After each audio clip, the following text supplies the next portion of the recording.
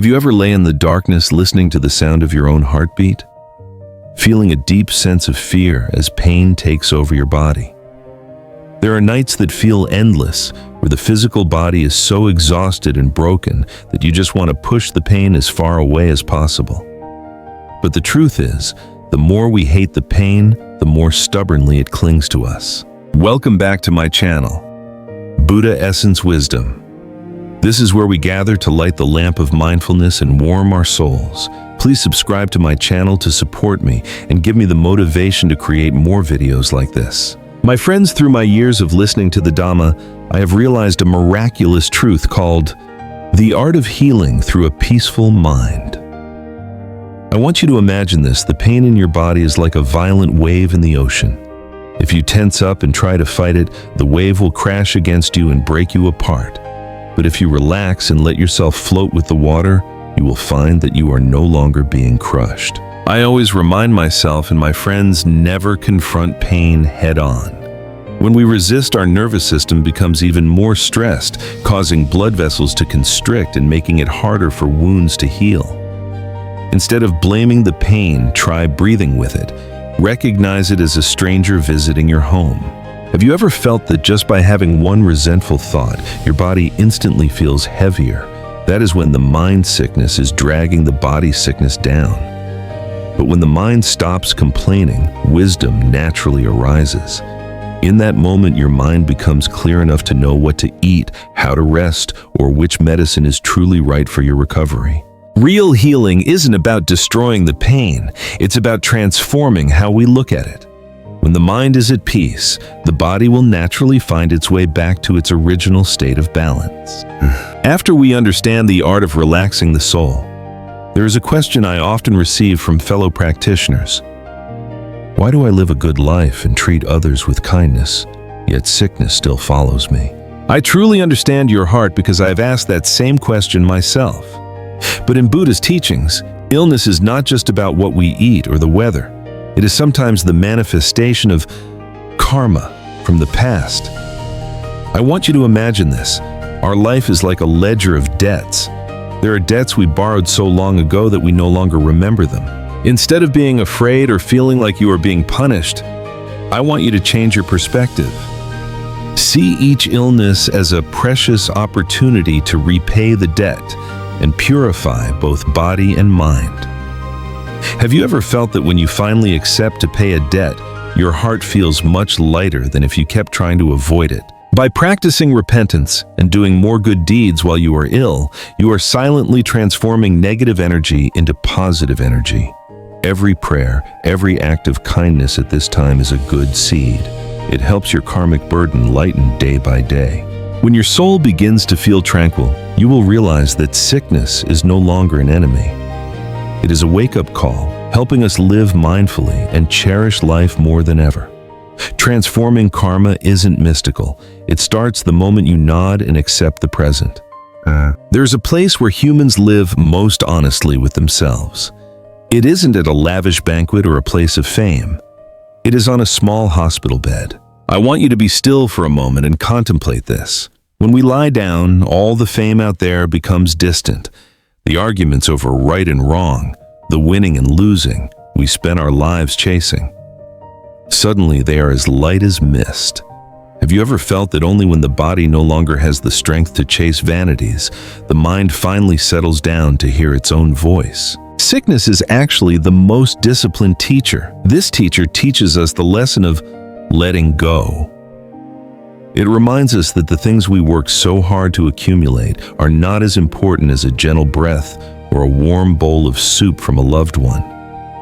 I have seen many people live their whole lives in resentment and greed, but after a major illness, they suddenly become incredibly kind and compassionate. That is the moment they realize this body is impermanent. If we keep carrying the heavy burdens of anger or anxiety, we are poisoning our own journey. When you learn to drop what is unnecessary, the room of your soul becomes spacious, and the light of peace will naturally flood in. Don't wait until your strength is gone to learn how to let go. Cherish this teacher called sickness to remind yourself to live more simply, love more deeply, and keep your heart light. For when the heart is light, the body has the energy it needs to heal. In my journey of sharing the Dhamma, I've heard many stories from friends all over the world. One thing I see clearly is that most of us only chase the symptoms on the outside. When it hurts, we look for painkillers. When we're tired, we look for supplements. But Buddha taught us that this body is just a vessel and the mind is the root of everything. Have you ever wondered why two people with the same treatment have such different results? One recovers quickly while the other lingers. It's because they only treated the surface and forgot the root. Imagine your mind is like a river. If that river is full of the waste of hatred and anxiety, no matter how many chemical filters the water passes through, it will never be pure. In Buddhism, anger is like toxic heat. It burns our internal organs and dries up our life force. Anxiety is a silent corrosive. It eats away at the body's resistance day after day. There are illnesses that the most expensive medicines cannot cure, yet the peace in one's soul can create medical miracles. So I want to tell you, if you want a healthy body, you must first learn to detox your mind. Detoxing the mind isn't complicated. It's about learning to be compassionate toward others' mistakes and staying mindful in every breath. When you stop blaming and stop worrying about a future that hasn't arrived, the toxins in your mind will naturally dissolve. That is when the healing energy in your body flows most powerfully. I want you to pause for a second and place your hand over your heart. Can you feel its steady beat? Throughout all these years, whether you were happy or sad, awake or asleep, this body has been working silently to keep you alive. I want to tell you something very important. Doctors and medicine, as good as they may be, are only external supports. Real healing must come from within you, because no one can breathe for you. No one can let go of your burdens for you. You are the most powerful physician of your own life. Have you ever felt that by putting all your faith and hope into a pill or a doctor, you accidentally lose your own inner strength? Imagine your body as a house and your mind is the owner. If the owner lives in constant fear and despair, the house will never be sturdy no matter how much you renovate the exterior. From my experience, the way to become your own healer is to speak words of love to your body every day.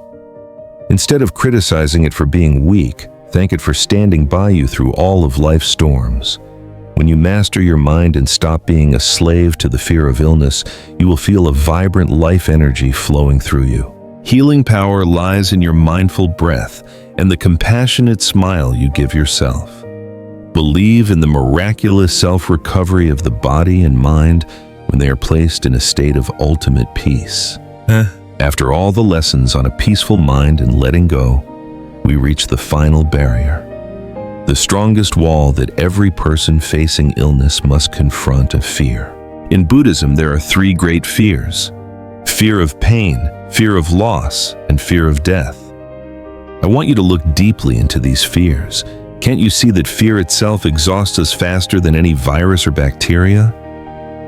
When the mind panics, the immune system collapses and the pain is magnified many times by our own imagination. Imagine fear is like a dark cloud blocking the sun. That cloud may look terrifying, but it has no real substance. It comes and goes according to the laws of nature. With the mindful eyes of a practitioner, I choose to see sickness as impermanence. It arrives like a rainstorm, and it will end like a summer afternoon. Have you ever felt that when you dare to look directly at death, when you accept that birth, aging, sickness, and death are natural laws, your heart suddenly becomes incredibly brave? When you have nothing left to fear, suffering has no place to hide. Buddha taught that those who understand the path do not run away from death. They cherish every moment they are still alive. Replace fear with equanimity. Replace anxiety with gratitude. When you calmly accept the changes in your body, you are no longer a victim of illness. You are a free soul in the middle of this impermanent life. I wish for you and your loved ones to always maintain that sense of inner peace. If these words have touched your heart and brought you a bit of peace, I invite you to leave a mark of love. By liking and sharing this video with those in need, or simply by subscribing to my channel, every small action is precious energy that empowers me to continue creating mindful and deep content for our Buddha Essence Wisdom family.